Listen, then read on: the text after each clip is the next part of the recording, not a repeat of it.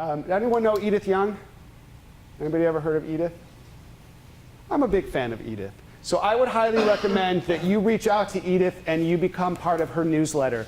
Every week you will get a breakdown of all the funding within a 300-mile radius of Silicon Valley. Why is that important? If you want to know and you want to work for a specific company or interested in a specific industry, you should be looking at this because it will tell you where the money's going and who's investing it.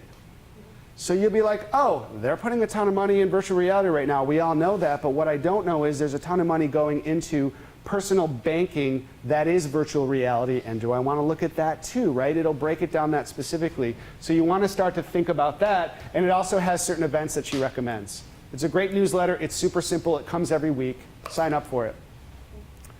You should also start building your digital identity. How many of you have a Twitter account or a Facebook page that is set only for your growth as a professional? How many of you have a Facebook page with you doing a keg stand as your... Excellent. Great. Well, I hope that's the business you're starting. So my suggestion would be start to put together your information so that you, in fact, are utilizing this. I will tell you right now, everybody's going to look at it. Because we're human beings and we're nosy, right? Like you do it all the time. How many of you have Facebooked your other classmates or checked each other out digitally to be like, what's this person really done, right? We do it. I consulted not too long ago on a pretty high-level job, and the committee had signed off on the candidate, and one of them checked the candidate's Facebook page and saw some things on there that they were really morally opposed to. So they came back in and said, I do not want this person hired, and that person didn't get hired. So pay attention to it now and start building it professionally and start showing. Because if your Twitter feed, if you're connected to people that you want to network with, that you're following, that you're retweeting, Instagram's the same way, Facebook, any of these things, if you utilize these as tools now, people will check you out and see that you mean business, right? It's an extra piece of the puzzle that differentiates you from other people, and they will go, oh, wow. You are not a joke. You are seriously following every angle you can to build your community. It's going to be huge for you. I have a question. Yes. Sorry, we all participate in our workshops, so just not for the students. I have a quick question. So one of the things that we hear the most from different people who come and do workshops here is to concentrate on one social media platform.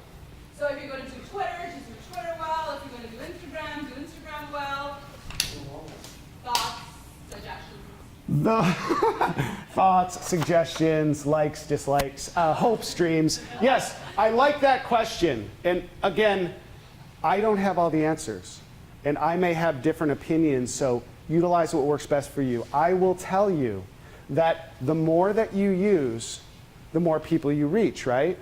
Because everybody else out there is taking that suggestion and using one avenue in order for them to reach people. And I like to use my creating a business, my job seeking as a prototype.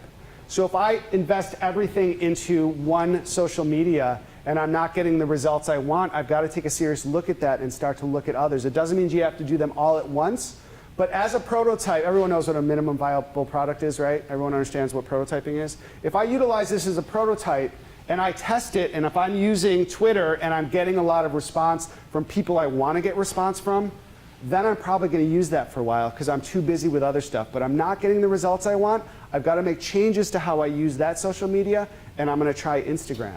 The other thing is, it's all connected anyway. What business do you want to build? What business do you want to be in? What did they use? Because if I'm in a business and I want to work in a field that's using multiple areas of social media, I should know them because that's going to come up in the interview. Does that help? So I like the idea of testing all and getting the information you have. You might decide at some point, because look, everyone at some point is going to be like Twitter, Snapchat, hey, professional Snapchat, whatever it may be, or however the world will work in the next several years. So if you have that ability to be flexible, it works well too for companies and for your company. Once you build your company, because you're going to be like, oh wow, I'm getting X amount of business this way. My data scientists are telling me they predict I should be moving into this. You got to be able to be comfortable with both. I like blogging to start. Don't care if it's any good. How many of you are like, I don't write? Excellent. The only way you become good at something is if you practice, right? We live in this world where it's either perfect or it's horrible, right? Like if I don't do it perfect from day one, I suck and this is horrible. And the truth is we all live in the middle somewhere. So my suggestion is start to write. Don't care if you put it out there yet, but create your voice in the world. It could be something like, I'm going to write a blog about the last 5 days of my work here, and post the last 5 days, and then the last year of school, or how I built my company, or something like that. Because when I check you out and I'm interested in you, I know that you're that person that does a bit more, and I can see your growth. I can see what you do. It will get traction if you stick with it. Don't do one article and then walk away, right? That's hard. If you're going to do it, really do it. But if you want to be part of the community that you're going to be in when you leave here, start to figure it out. Maybe it's not a blog. Maybe it is Instagram. Maybe it's something else, but find something that you can contribute beyond the, I know I got to do this to get a job, or I know I got to do this to start a company. Because down the road, the education you give yourself by doing the research, by going through the labor of doing this, means a lot, and I'll tell you why. When you practice this, if you build your own company, in the beginning, you may not have someone to hire to do press releases.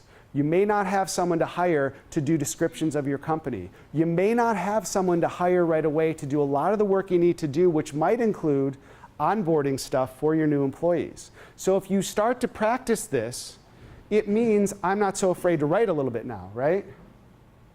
Because I do this a lot. Like I'll start writing something and I immediately envision someone reading it and then I'm like, ugh, and I stop. Because I'm like, someone who reads this is going to think I'm not very bright. So what I do is I try to remove that and I go, look, I'm just writing this for me. It's first draft. I will ask for help and then move on from there. But if you practice this, now you've got something to say, right? How many of you have been to a networking event and felt like you had nothing to say? What do you do then? Grab the free food and run? Make up a bunch of stuff. What if somebody's in there and they're not in a good mood and they call you on it? What happens then? Do the same thing back and then grab free food and run. Excellent. I would suggest to you that if you actually start to build your base of knowledge, then you can pick and choose when you bring that into the conversation and people will start to hear what you have to say, right? And then the way that you have that interaction is much more confident. I'd rather have 2 quality interactions at a networking event than 6 that are like, look, I talk to people. The same way that I'd rather have 20 great connections on LinkedIn than 500 I don't know. Because those 500 I don't know do nothing for me. They utilize nothing for what I'm trying to get. But those 20 are working for me every day, and that's what I'm looking to do. Make sense?